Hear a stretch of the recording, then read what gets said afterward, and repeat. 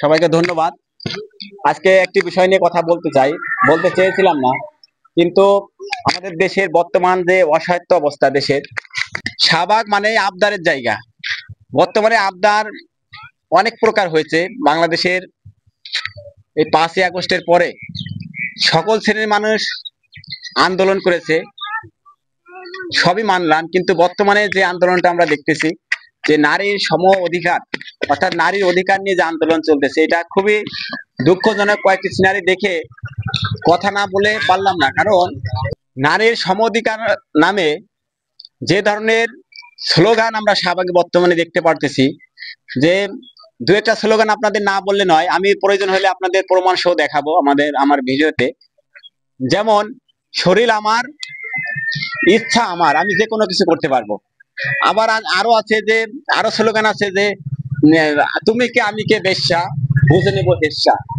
এ ভাই, আমরা মুসলিম দেশ, আমাদের এই কোন ধরনের স্লোগান? আমাদের কেন এইভাবে একটা ধর্মের ভিতরে পুরুষ মহিলার একটা এ, হট্টগোল বাঁধিয়ে দেওয়ার মতো, ঘরে ঘরে গ্যাঞ্জাম বাঁধিয়ে দেওয়ার মতো একটা অবস্থা আমাদের। তারা আরো দাবি করতেছে যে বাবার সম্পত্তিতে ছেলে মেয়ে সমান পাবে। ভাই, সমান ওদেও সমান কেন?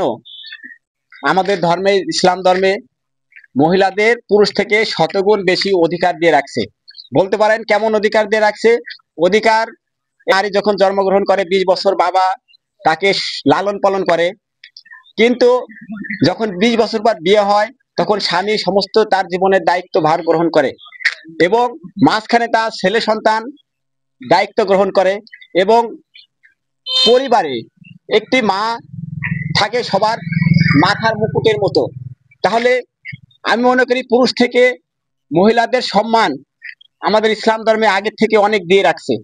অধিকার, সম অধিকার কেন, শতগুণ বেশি অধিকার দিয়ে রাখছে। তাহলে এই যে যে অধিকারের নামে যে আমাদের দেশে ওয়েস্টার্ন কান্ট্রির মতো যে বেহায়াপনা কে বৈধতা দেওয়ার চেষ্টা করছে, এটা খুব দুঃখজনক।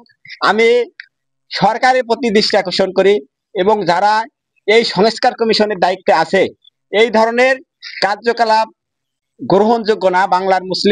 বাংলাদেশ 53% মুসলিম কান্ট্রি, মুসলমানের দেশ। এদেশে এই বেহায়াপনা ওয়েস্টার্ন কান্ট্রির যে আপনি দেহ ব্যবসাকে বৈধতা দেওয়ার যে প্রক্রিয়া, এটা সম্পূর্ণ ঘৃণাজনক, নিন্দনীয়। আমরা এর সম্পূর্ণ বিরোধিতা করি। এখনো সময় আছে, যারা আন্দোলন করতেছেন শাহবাগে, তারা এখন ঘরের লোক ঘরে ফিরে যান। তা না হলে বাংলার মুসলিম নারীরা কিন্তু আপনাদের ছাড় দেবে না।